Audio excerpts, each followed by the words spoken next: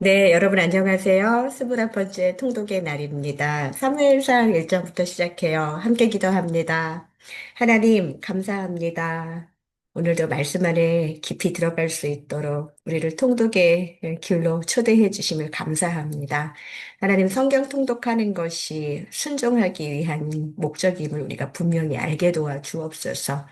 나 성경 통독하고 있어 라는 것이 우리에게 하나님께 무언가를 요청하기 위한 수단이나 다른 사람에게 보이기 위한 위선적인 것이 되지 않게 도와주시고 중심을 보시는 하나님께 우리의 마음을 드리는 시간 되게 인도하여 주옵소서. 감사드리며 예수님의 이름으로 기도합니다. 아멘. 네, 여러분, 혹시 성경 통독하시면서, 야, 내가 20일 동안 성경 통독을 이렇게 하다니, 이렇게 쓰담쓰담 하시면서 자기 자신이 되게 대견하신 분들 계시죠? 네. 최 목사가 여러분들을 칭찬해 드립니다. 잘하셨어요. 네, 제가 오늘은 기도하고 싶었는데요.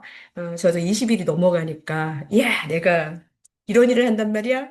세상에 어떤 사람이 이런 일을 하겠어? 라는 마음이 제 안에 스물스물 올라오기 시작했어요. 그래서 오늘은 혹시라도 그런 마음의 싹을 잘라버리는 시간이 됐으면 좋겠고요. 겸손하게 하나님께 말씀 앞에 나아가셨으면 좋겠습니다. 모르는 게 되게 많잖아요.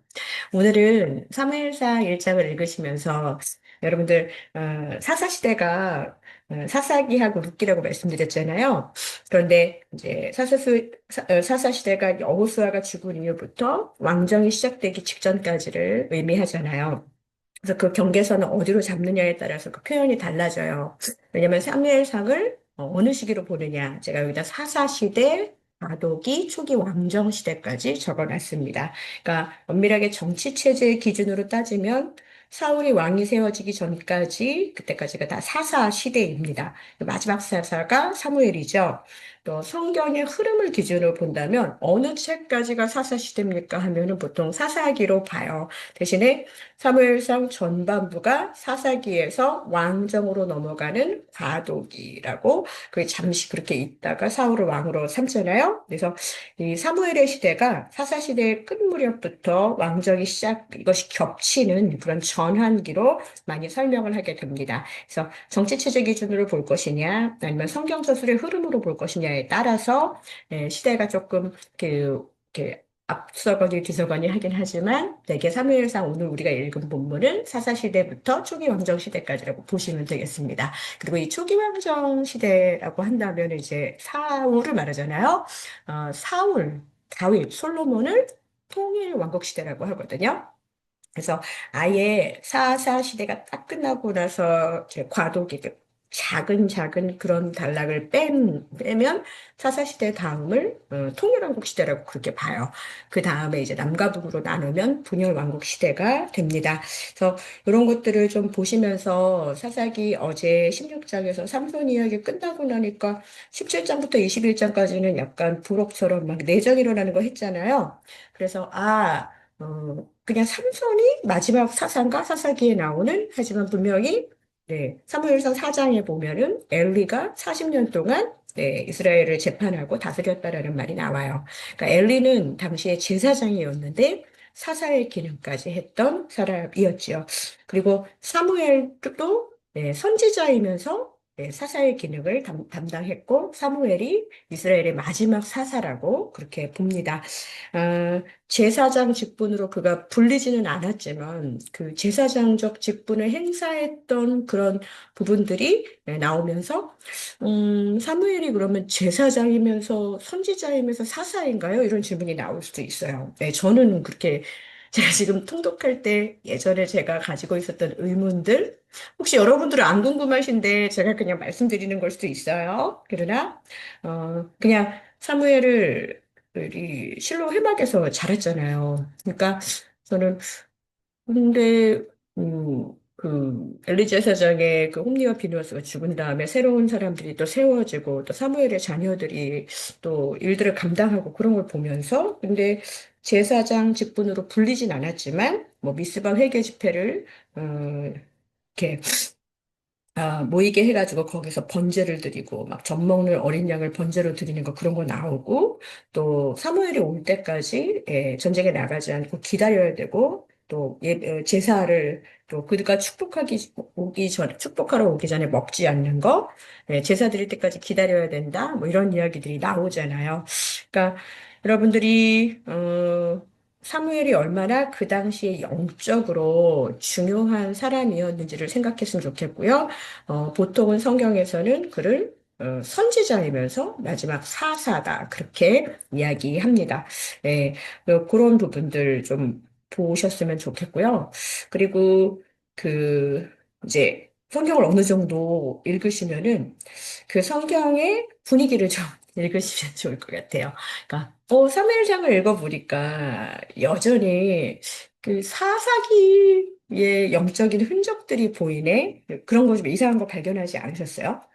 저는 그, 아, 제사장 지도자들의 그 부패, 특히 이제 그 자녀들, 엘리의 아들들이 행실이 나빠 여호와를 알지 못하더라.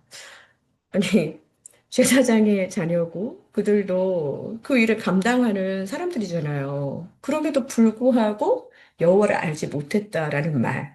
네, 아마도 오랜 사사시대에 그 이전의 율법 교육이 제대로 되지 않고 하나하나 알려졌던 것들이 제대로 이렇게 자리매김하지 못했기 때문에 그들의 마음에 담고 그들의 삶으로 나타나지 않았기 때문에 그렇게 여호와를 잘 알지 못하는 엘리의 아들들. 왜 몰랐겠어요? 마음으로 제대로 하나님을 경외하지 않았다는 말이겠지요. 그래서 이런 신실함이 없었던 제사장과 지도자들의 부패 이야기, 사사시대에 제대로 가르치지 못한 영적인 무지함, 이런 것들이 볼 수 있었던 것 같고요.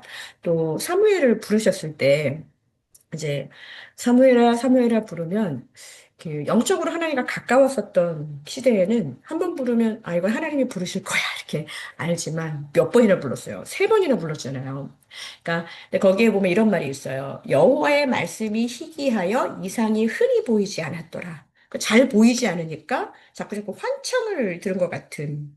그러니까 사사시대 말기의 영적인 상태가 여기에 드러나고 있지요.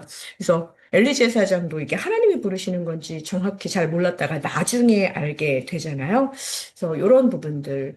그리고, 저는 이렇게, 언약궤가 마치 부적처럼 그거 갖고 있으면 승리할 것 같아. 뭐, 우리도 이렇게 뭐 수험생들 뭐, 엿 먹고, 이렇게 딱딱 달라붙는 거, 뭐, 휴지 잘 풀고, 뭐, 이런 거 있잖아요.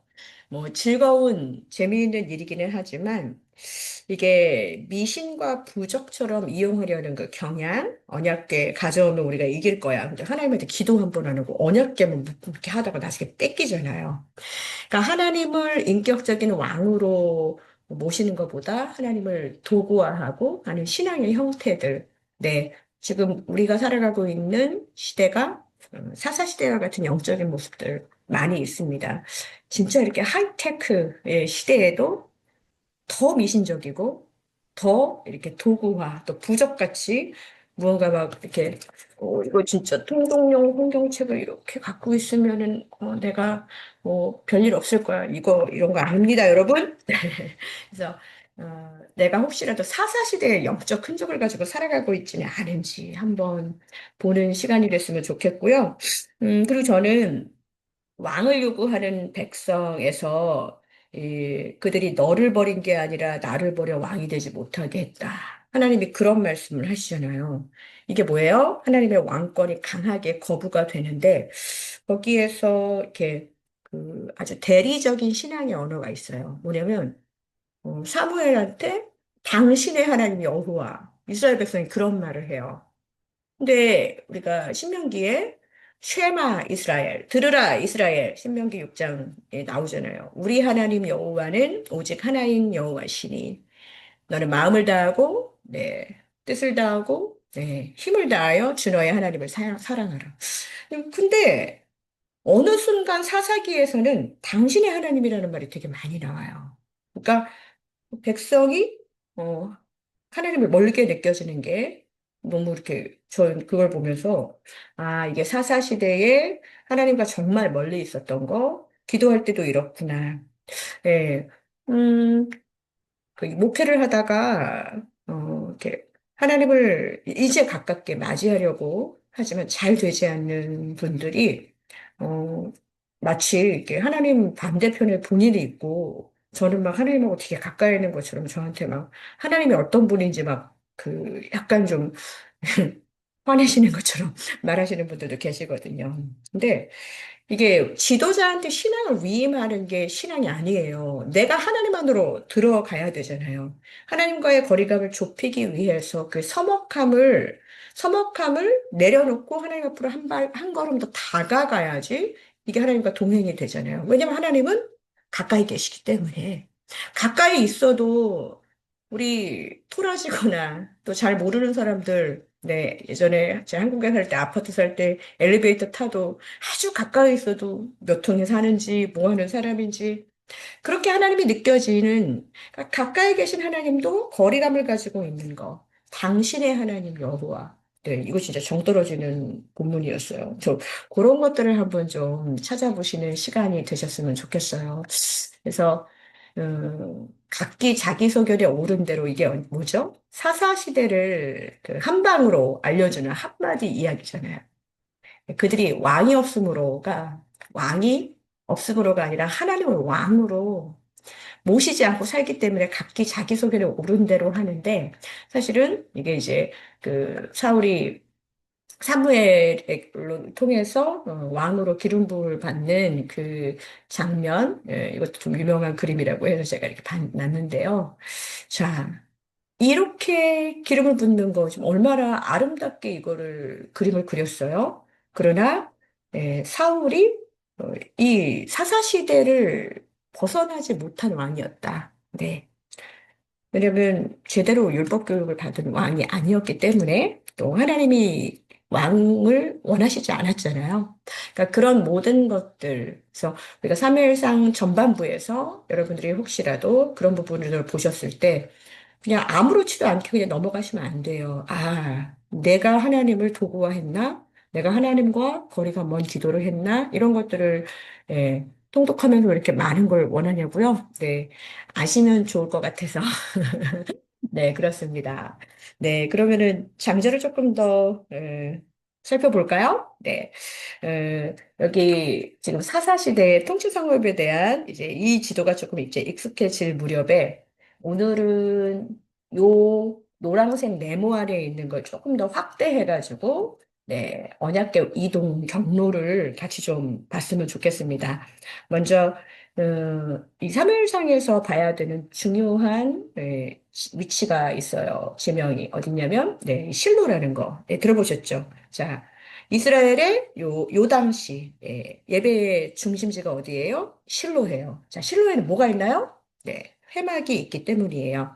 그러니까 사람들이 절기마다 여기로 올라옵니다. 예루살렘 아니에요. 아직까지는 지금 실로가 해마다 이스라엘의 3대 주요 절기에 이곳에 와서 하나님을 이렇게 예배하고 하는 그것이 바로 이 실로라는 곳.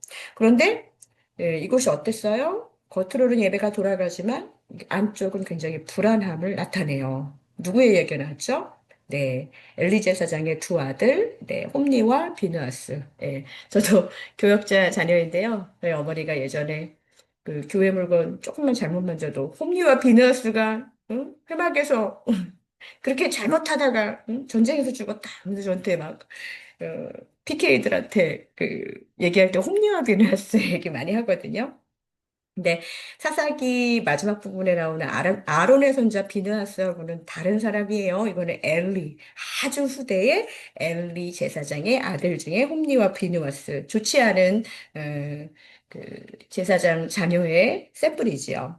그래서 회막에서 여자들하고 이렇게 부적절한 행동을 하고 이런 것이 이 시대를 나타내주는 뭐 여호와를 제대로 알지 못하고 하나님을 두려워하지 않는 그런 어두운 그런 회막의 모습이 나타납니다. 그래서 한 가정의 눈물이 무대로 올라오죠. 누구의 눈물인가요? 바로 한나의 눈물입니다. 아이가 없어서 괴롭죠. 네, 저도 아이를 기다리는 때 이 사무엘상 1장 진짜 많이 읽었었어요. 네, 실로 성막에 한나가 말도 제대로 못하고 있을 때, 그러나 계속 하나님께 기도하러 올라오는데 엘리가 처음에 그의 입술을 보면서 이제 그만 술 먹어라. 포도주 그만 먹어라. 하지만 한나는 나는 마음이 슬픈 여자입니다. 이러면서 하나님께 기도하고 그리고 나서 얼굴에 수심이 없고 그렇게 되더니 임신을 하고 사무엘을 낳게 되지요. 그리고 한나는 그렇게 기도했던 그 아들을 이 실로 회막에 하나님께 바쳐요. 네. 참 하나님께 그렇게 약속한 것들을 지키는 이 어머니 참 대단하지요. 그렇게 사무엘은 이 집이 아니라 어디서 자라요? 실로 회막에서 엘리 제사장 스라에서 자라게 됩니다. 그러면서 이 장에 보면은 이제 엘리 제사장의 두 아들, 굉장히 불경건하고 또 너무나도 죄된 제사를 지내고 그런 아들들의 그 제사를 망치는 장면들이 나오고요. 사람들은 재물을 함부로 가져가고 예배 자체를 못되게 하는 모습들이 나오고 있습니다. 그런데 그 다른 한쪽에 엘리하고 피 한 방울 안 섞인 이 사무엘, 정말 작은 에봇을 이미 입었어요. 그리고 성막에서 자라면서 여호와와 사람들에게 은총을 받는 그런 자녀로 자라게 되죠. 그래서 여기서 여러분들이 그 보셔야 될 건 뭐냐? 사무엘의 이 성장을 보시면서 성막은 유지되지만 성막을 섬기는 사람들의 상태가 좋지 않았다는 거예요. 무너져 있다는 그 긴장감, 사사시대의 회막의 모습들, 이런 분위기를 좀 보시면 좋겠습니다. 그리고 나서 3장에 사무엘아, 사무엘아 부르셨던 거, 부르심에 대한 거, 그때, 어, 네 번째 부르심에 달려가지요. 그리고 그 어린 사무엘에게 하나님이 엘리 집안에 대한 무서운 경고를 하시잖아요. 그리고 그것에 대해서 엘리에게 사무엘이 그대로 전하지요. 그래서 이제 사무엘이 하나님과 만나는 장면, 진짜 이 사무엘상 3장은요, 다시 사사시대의 그런 암울했던 것들에서 이렇게 한 줄기 빛이 막 올라오는 듯한, 영적으로 하나님과 가까워지는 누군가를 하나님 선택하고 계시구나, 선택하셨구나, 라는 말씀을 받는 사람, 진짜 선지자가 나왔다는 것이, 어린아이지만 보여집니다. 예, 참 부러워요. 하나님의 말씀을 전하는 사람은 하나님이 진짜 다 막 부어주셔야 좋은데 가끔씩은 짜내야 될 때도 있고, 네, 기도해 주십시오. 네. 그래서 실로라는 곳을 보시면 좋겠고요. 이제 4장부터 7장까지는 법궤의 이동이 나오게 되지요. 네, 이제 실로에 회막이 있으니까 당연히 뭐가 있을 거예요? 네, 법궤가 언약궤, 법궤 같은 말이죠. 그런데 또 하나 알아둬야 될 사무엘상을 읽으면서 여기 길갈이라는 지명, 실로에서 남서쪽으로 내려가면 길갈이라는 곳이 있고요. 근데 요 사무엘상 4장을 보면은요. 이 에베네셀이라는 곳이 이제 이스라엘이 진친 곳이고 또 요쪽 해안가에 블레셋이 있었기 때문에 요때의 주 적들은 블레셋이에요. 네, 블레셋은 이 아벡에 진쳤어요. 근데 여기에서 같이 전쟁을 하는데 이스라엘이 블레셋에게 싸우다가 밀리죠. 그러면서 사람들이 기도하기 전에 이런 생각을 하는 거예요. 여기 실로에 법궤가 있으니까 요거 이렇게 가지고 오면은 우리가 이길 거야. 자, 기도했어요, 안 했어요? 하지 않았어요? 백성의 조급한 판단이고, 또, 그거 하나님이 그런 말 한 적 없어요.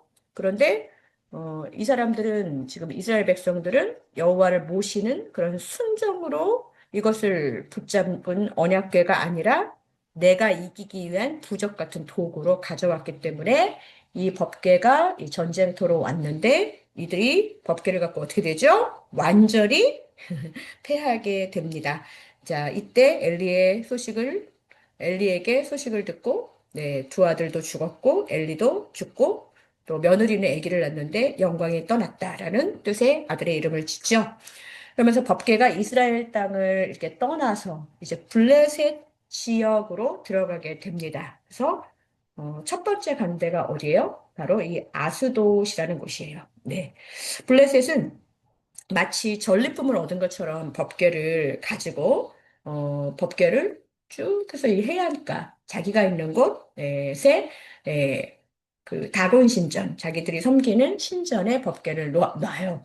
그런데 어떻게 돼요? 네, 재앙이 시작됩니다. 그래서 사람들이 아 우리 신상 여기다 놓으면 안 되겠는데 하고 예, 가드라는 곳으로 옮겨요. 그런데 가드에서는 좀 괜찮을 줄 알았더니 아니에요. 거기에서도 또, 예, 독한 전염병이 계속 번지고, 그러면서 다시 에그론으로 옮기게 됩니다. 자, 이렇게 계속, 옮기지만, 예, 어떻게 돼요? 계속 하나님이 기뻐하시는 일이 일어나지 않고, 예, 블레셋은 이거 괜히 가져왔다 이런 생각이 드는 거예요. 그래서 안 되겠다 하면서 이제 돌려보내야지라고 생각합니다. 어, 여기서부터는 이제 다시 돌려보내는 이 법계 반환의 여정이에요. 자, 에그론에서 베세메스로 갑니다. 법계가 돌아오니까 얼마나 좋았겠어요. 그래가지고서는 베세메스 사람들이 여기 블레셋 진영을 넘어와가지고서는 너무 좋아서 이렇게 보지만 그거 함부로 보다가 어떻게 됐어요? 사람들이 들여다보다가 5만 명이 죽었다. 뭐 이런 얘기가 또 나오죠. 네, 그러니까 너무 몰라요. 그러니까 하나님을 어, 경외하는 거에 대해서 완전히 맛을 상실하고 개념을 상실한 시대였다고밖에는 생각할 수가 없습니다. 아마도 여호수아나 모세가 이 장면을 봤으면은 어휴, 깜짝 놀랄 것 같죠? 네. 그래서 베세메스에서 이제 어디로 갑니까? 기럇 여아림, 아비나답의 집에 두고 그의 아들 엘리야살이 이 법궤를 지키는 관장하는 사람이 되죠. 여기까지가 이제 사무엘상 15장까지의 내용이고요. 그리고 법궤는 나중에 이제 다윗 시대에 이렇게 옮겨지게 될 때까지 20년간 이 기럇 여아림, 아비나답의 집에 있었다. 예. 그렇게 정리를 하시면 되겠습니다. 그러니까 요 제가 검정색으로 해놓은 이 경로는 빼앗긴 거예요. 예. 그리고 이제 여기에서 이렇게 올 때 리턴하는 요곳에서 이제 법계가 평안하게 20년을 있었죠. 또 다음에 보면은 더 재미있는 이야기가 나올 거예요. 근데 여기 블레셋 진영, 지난번에 사사시대 때 삼손이 이쪽으로 계속 가서 여자 구했던 기억 나세요? 네. 하나님의 회막, 예배하는 곳, 법궤가 있어야 할 곳, 이곳이 제대로 이렇게 워킹하지 못하고 계속 이렇게 법궤를 막 돌아 해가지고서는 이제 이곳에 놓게 되지요.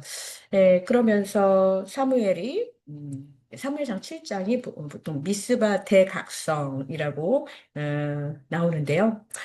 시간이 흐르고 이제 사무엘이 백성을 모아서 회개를 촉구하죠. 그곳이 어디라고요? 네, 미스바라는 곳인데 네, 미스바는 요 베델 요 밑에쯤에 있다고 해요. 예루살렘에서 북쪽으로 조금 올라가고, 제가 이렇게 놔둔 곳은요, 사무엘상에 조금 더 알아둬야 될 지명인데, 왜냐면 사무엘이 왔다 갔다 하면서 순회하면서 이것을 재판도 하고 또 선지자로서 또 예배하고 하나님의 말씀을 전하고 뜻을 전하고 했던 그런 사역을 했던 사무엘의 주요 이동 경로들이에요. 그래서 이렇게 이 부분들을 좀 보게 되시면 당시 사무엘 시대의 영적인 이 지형도가 어떤 건지 한번 좀 볼 수 있으시겠죠.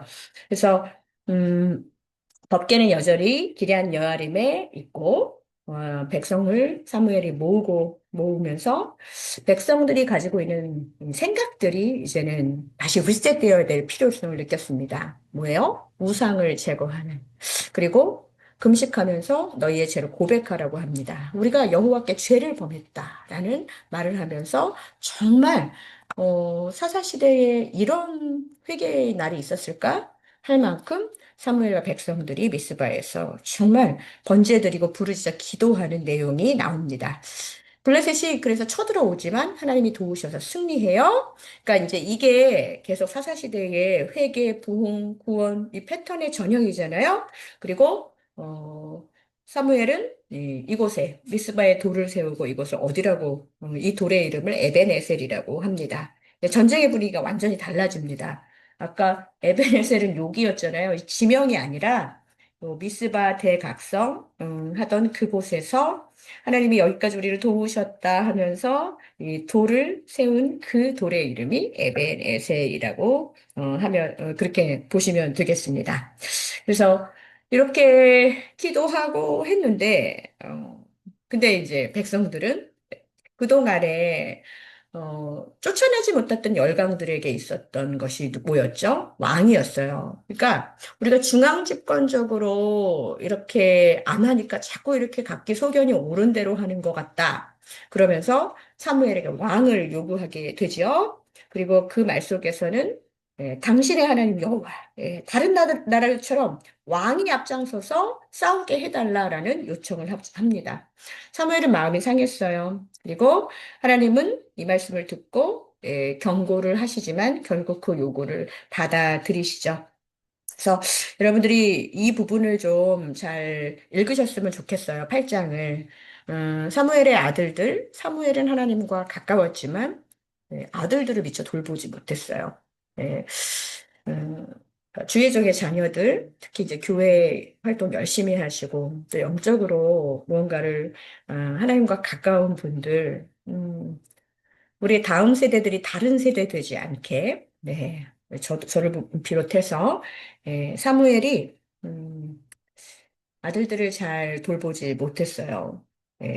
그리고, 음, 사무엘이 그들을 재판관으로 세운 것이 문제가 되지요. 그러면서 백성들의 요구가 그 아들들이 그 길로 가지 않았다. 이렇게 말을 하면서, 진짜, 어, 제대로 된 왕을 뽑아달라. 이런 이야기가 나오게 됩니다.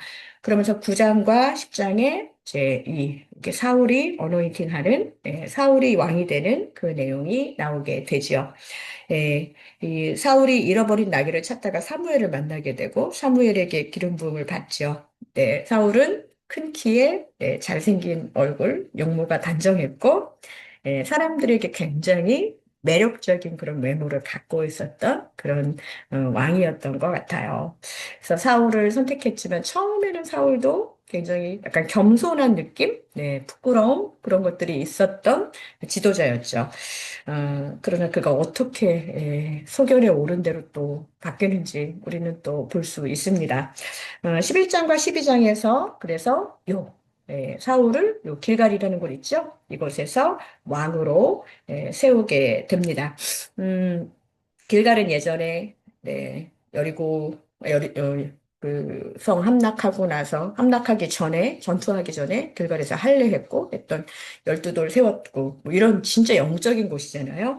근데 이 길갈에서 모여가지고 이곳에서 왕을 세우고 하면서 백성은 이곳에서 사울이 암몬과의 전투에서 승리하자 분위기가 막 더 올라가게 되고 거기서 사울을 왕으로 재확인을 합니다. 그리고 사무엘은 공개적으로 자신의 정직함을 검증받고 백성에게 왕을 구한 것이 어떤 의미인지 경고하면서 이 이야기를 정리합니다. 여기 보면은 이제 하나님이 우레와 비를 내리시고 백성들이 그걸 보면서 하나님의 그런 사인들을 본 적이 별로 없는 것 같아요. 그걸 보면서 이제 그냥 사무엘은 정직하게 그 얘기를 합니다. 나는 너희를 위하여 기도하기를 쉬는 죄를 여호와 앞에 결단코 범하지 아니하고 선하고 의로운 길을 너희에게 가르칠 것이다. 그러니까 가르칠 것이라고 이야기를 하는데 사람들은 이미 왕을 뽑은 것에 대해서 열광하고 있는 그런 분위기가 있었어요. 근데 사무엘의 고백은 그 마지막이 그러니까 사무엘은 기도해. 기도하기를 쉬는 건 죄야. 우리가 보통은 그렇게만 생각해요. 근데 그 뒤에 사무엘이 뭐라고 얘기하냐면 마음을 다하여 진실을 섬기라. 백성들에게 그렇게 이야기합니다.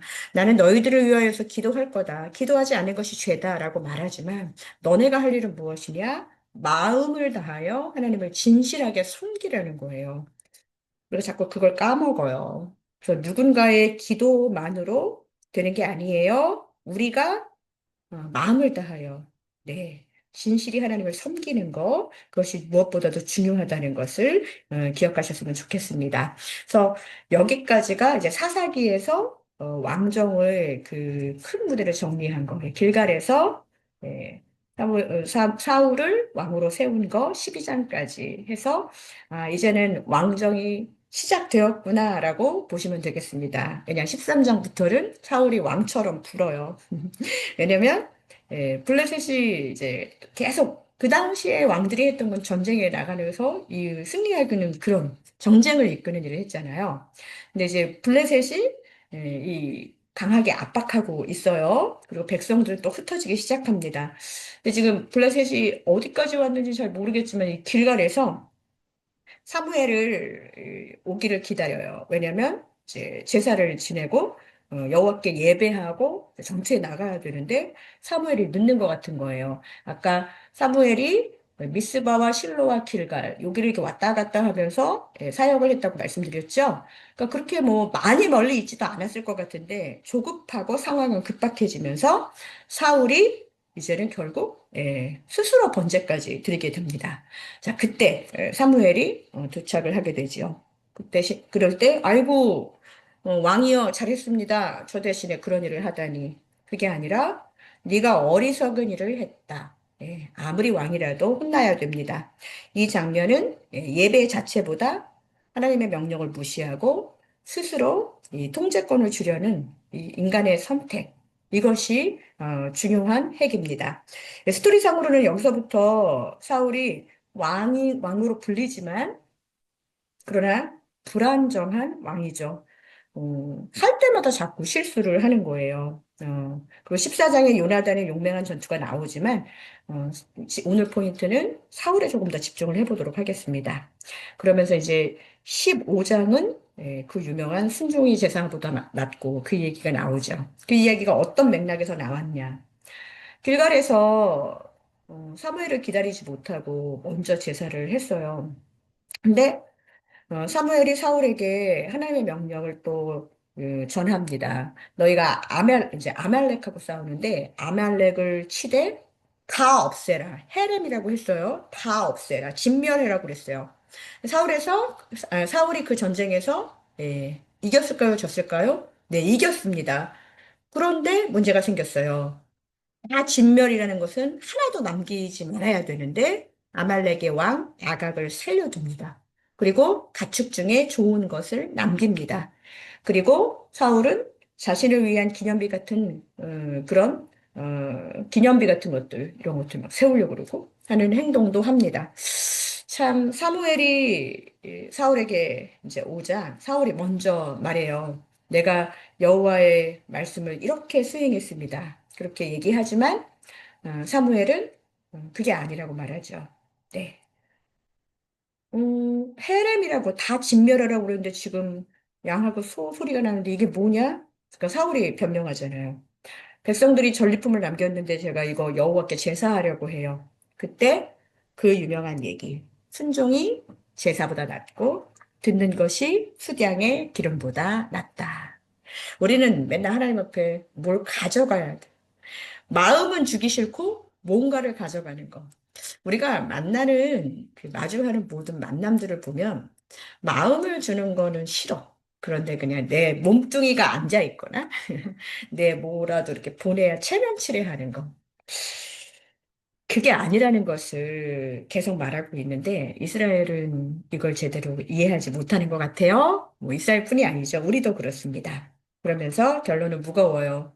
사울의 왕권은 이제 폐위될 것이다. 거절되는 방향으로 선언을 하게 되지요.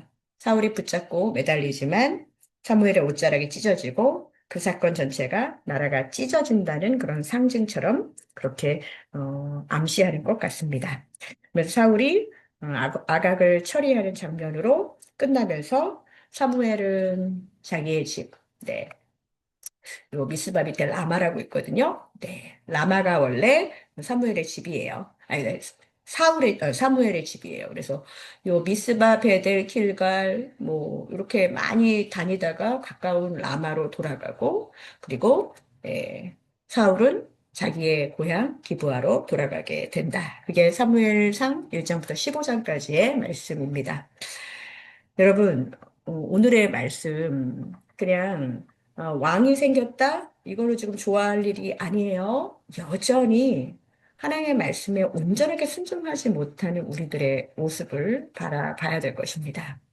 어, 예배해야 되는데, 하나님께 뭐, 내가 이거 교회 봉사해야 되는데, 이거 해야 되는데, 무언가 해야 될 것을 자꾸자꾸 생각하는데, 마음은 딴 데가 있어요.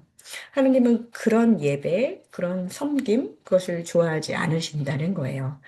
예, 이 통독도 마찬가지입니다. 이 시간만큼 하나님께 마음을 드리고, 순종이 제사보다 낫다고 그랬잖아요. 우리가 순종이 제사보다 나은 게 무엇인지 우리가 삶으로 좀 살아 누려보는 그런 시간이 되기를 원합니다.